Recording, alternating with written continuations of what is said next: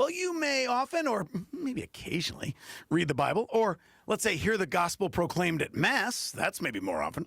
But our guest tonight will invite you to take a deeper personal journey into the scriptures. William Mattison is professor of theology at the University of Notre Dame. He serves in Notre Dame's Alliance for Catholic Education program, the ACE program, preparing K through 12 religion teachers and helping form Catholic school leaders and how mission informs all aspects of schools.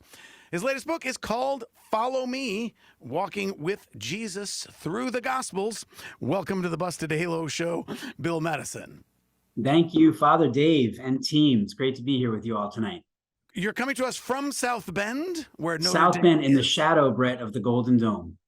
Boy, here we go. Oh, he's Didn't right out take of the us very gate. long. Yep. Yeah. I should preface all of Right. this, wherever this goes, with the fact that I'm thrilled to go to South Bend for Notre Dame versus USC. And who wouldn't be? I mean, it's like a pilgrimage. I mean, come It on. really is. I didn't want Yeah. to sound like a blasphemer, but it's basically like a religion within a religion, football It at is. Notre Dame. Oh, yeah. It is. And I have to ask, as a USC grad, what is it like? What is the personal experience like not to have a soul? Whoa. No. Whoa. No, I'm totally Ironically, teasing. that like sucked the soul out of me. I was like ready to give like a USC answer. Oh, No, I'm teasing. Listen, That's I a will deep say, tease. some of my man. friends have their kids that go to USC, and all Yeah. kidding aside, are not only having a phenomenal educational experience, but there's a thriving Catholic community there. It's There actually is. a great Yeah. place. So Yeah. all football banter aside, it's a great place. They're both great schools for both Yeah. aspects of the college life, which is great. Do Right. either of you Absolutely. know the source of the rivalry? I mean, sometimes it's like That's a in-state good stuff. question. Yeah, I don't. I don't. I should know that. I'm Yeah, embarrassed to I- say I don't. I think it's 'cause over 100 US years. Yeah, but, because USC versus UCLA, very obvious. They're on opposite sides of Los Angeles. The USC Notre Dame one, you Right. guys talk Bible for a second. Let me check this out. yeah, that is a strange one. It's actually in John chapter 3, I believe. That's where you'll Yeah, that's find where it that. says How Okay. historical. Yeah. In Right. Jesus' conversation with Nicodemus, he gets right into Notre Dame USC rivalry. It's like it's Yeah. tucked in there, you know? Yeah, that's right. That's right. William Mattison, our guest here on Yeah. the Busted Halo Show. His latest book is called Follow Me, Walking with Jesus Through the Gospels. Would you say that this is a way in which, if somebody's not used to doing Bible study or having a regular habit of reading the scriptures or having the Bible on their nightstand or whatnot, would this be a way that kind of might be an introductory, a Absolutely. door in, that sort of thing? Yeah, if you've had a longing to kind of not just be, more attentive about reading the gospel passages, but also the real point of the gospel, of course, and the book is to actually encounter the living God through the scriptures. This is meant to aid you through that, So what it is, it's a whole bunch of gospel passages, 20 in total. And then they're followed by each one of them, a set of reflections written by a character from that story in the first person, like reflecting back in hindsight on what it was like to encounter Jesus that day. So maybe the woman at the well or Peter after walking on water or whatnot. So it enables people, as those characters encountered Christ themselves in the Gospels, it enables us to do the same.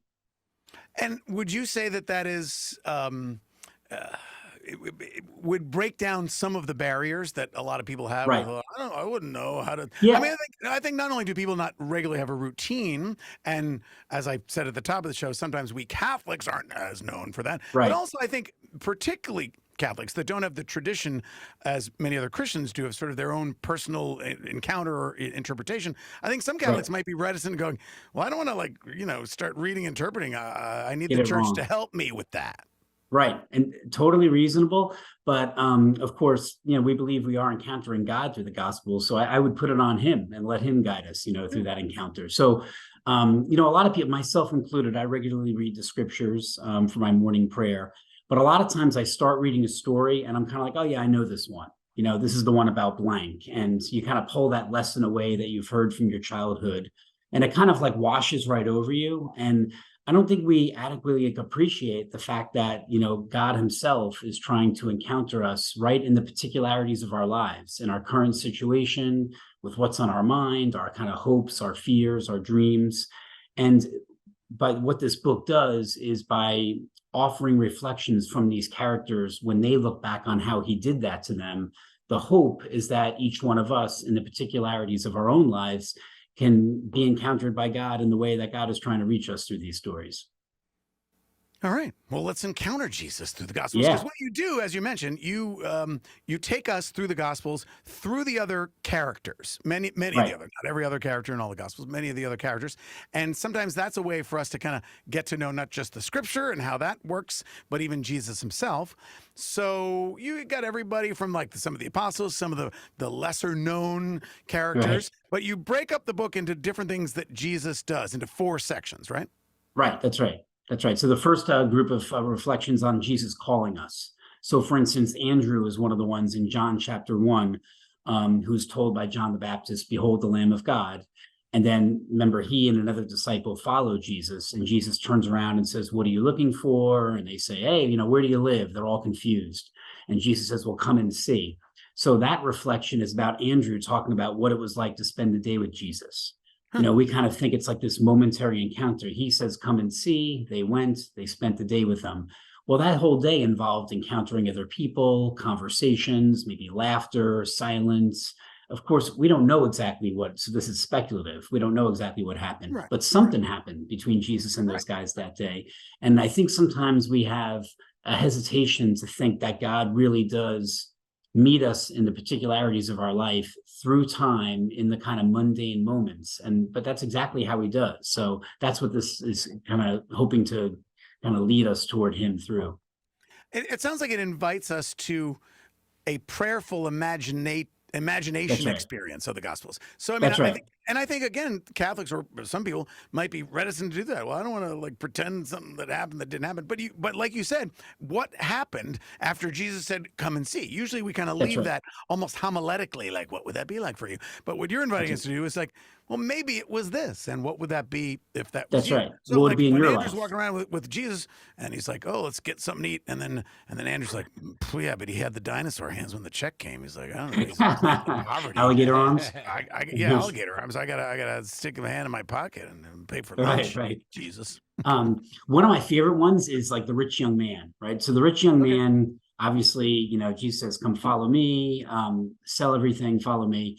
And he walks away sad because he has many possessions. So there's a lot of speculation in the tradition, like what happened to that guy? Did he ever come back? And of course we don't know. But through the reflection offered in this book, he talks about how the real point of that day was not as much his failure to respond, which he did, but the fact that the next few lines Jesus yells stuff out like all things are possible with God, and without God no one can do this.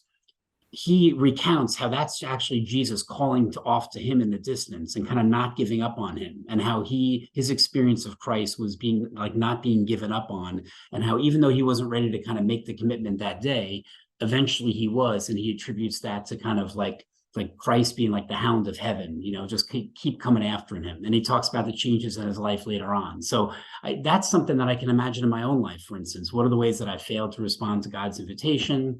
How does God keep coming after me? So that's the hope through reading these stories, that, we place ourselves in their shoes. Follow Me, Walking with Jesus Through the Gospels is the new book from our guest, William Mattison, professor of theology at the University of Notre Dame. So what I talked about before, the different sections that you break up the Oh, book into, yes. Jesus Calling Us, what are the others? So the other ones are kind of, Jesus' ministry and walking with us. So there we have like the multiplication of the loaves, Peter walking on water, the healing of the blind man Bartimaeus, and the paralytic. Then there's the third quarter of the book, which you might hear residences of Ignatius's 4 weeks of the spiritual exercises. We can talk about that. But the third quarter is about the passion and death of Christ. So Simon of Cyrene talking about what it's like to carry the cross and how Jesus appeared at those moments. Peter denying Christ, so stories like that. And then, of course, the last quarter is the resurrection appearances. Perhaps my favorite, Mary Magdalene, talking about what it was like to kind of clutch the risen Christ.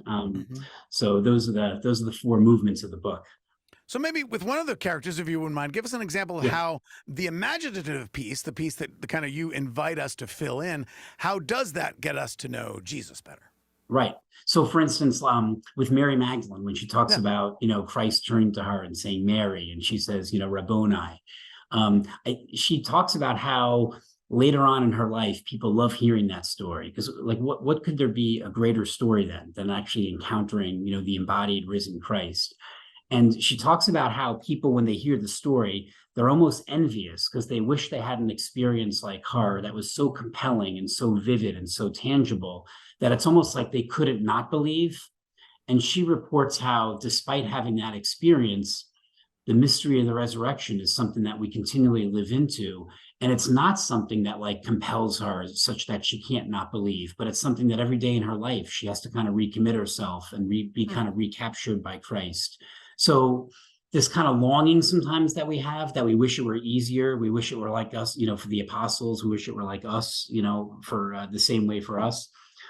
She kind of disabuses us of that and talks about like the long haul of faith and the perseverance of following the Lord, but yet the kind of joy that's found in letting ourselves be found by him. We're talking about Follow Me, Walking with Jesus Through the Gospels. Our guest, William Mattison. Would you say that the folks that you encounter, not only maybe undergrads, but also that you work with in terms of forming people for Catholic schools around the country, is there kind of a thirst for more? Like, give us more Bible. We see more a lot Jesus. of our Christian friends, they They do want more Bible Jesus. studies, and you would wish what? Yeah. No, I said they want more Jesus. They want more Jesus. Yeah. Okay. Yeah. Well, so I teach a lot of introductory courses in theology to undergrads. I also teach, seminarians and graduate students. But for the undergrads, a lot of times when theology is taught, it's taught like a kind of clean philosophical system that makes sense. And thanks be to God, our Catholic intellectual tradition is enormously rich, and there's so much wisdom there that does make sense. But really, at root, it's a relationship with a person. It's a relationship with the living God who we encounter personally, and we encounter through others and with others. So I think what's important when we're exposing our children to the faith, or students, if we're teachers, is to remember that this isn't primarily a lesson. A lot of the characters in the story talk about how Jesus spent time with them. He wasn't just there to kind of hit them over the head with lessons or hit them over the head with commandments. All of that is included too, of course. But more than that, it was kind of an invitation to come and see and walk with him. So I think this book enables that in our day and time for people to actually see our faith as for what it is, a real relationship with the living God. Well, and one of your other books is about moral theology, and that's a very important piece in us understanding Christian ethics, Catholic moral theology from a point of view of not just here's the list of do's and don'ts, here's the line that you cross and it's a sin. It is, I believe, from what I remember from moral theology, it's about relationship with God, relationship with one another, relationship with myself. Amen. No, that's exactly right. And the rule, it's kind of like I didn't get married to my wife not to commit adultery. I don't commit adultery so I can have a good, loving relationship with my wife, right? So the rules have a further point. I don't know, Father Dave, if you've had an experience of this too, but you mentioned my work in moral theology. So a lot of the stuff I do is very scholarly, that no one's ever going to read except like, my parents. But this is the first thing I've done that's more popular, that's meant to be more accessible to people. And I'm really excited about that. But I don't know if you've had an experience like this. It's very vulnerable. You kind of feel like that all the stuff that you're reporting of these characters is like your own stuff. That's like your dirty laundry that's aired out there. And I keep thinking that people are going to read this book and be like, oh my gosh, that guy's even crazier than I thought, I don't know if there's a priestly experience like that. We don't have that problem on the Busted Halo show because over 16 and a half years, they know every single thing about me already. They know more about me than I know about me. Many more, yeah, exactly. Right. I don't remember saying that. All right, that's humbling. Thank you. Said it. That's humbling. Yeah. Well, we're talking with William Mattison about his book, Follow Me, Walking with Jesus Through the Gospels. And as we said, each of these reflections is written about a gospel story that is in the scriptures, but through the eyes of one of the characters that we hear about that we don't normally hear from. Because one of my favorite, certainly Easter time resurrection stories, you use the road to Emmaus, the two disciples on the road to Emmaus, and you write from the voice of one of them. And I really like that, like some of the interesting pieces that as a homilist, we always kind of get stumbled on, because what Luke says in describing that is that these were his disciples, people that knew who he was, but for some reason they didn't recognize him.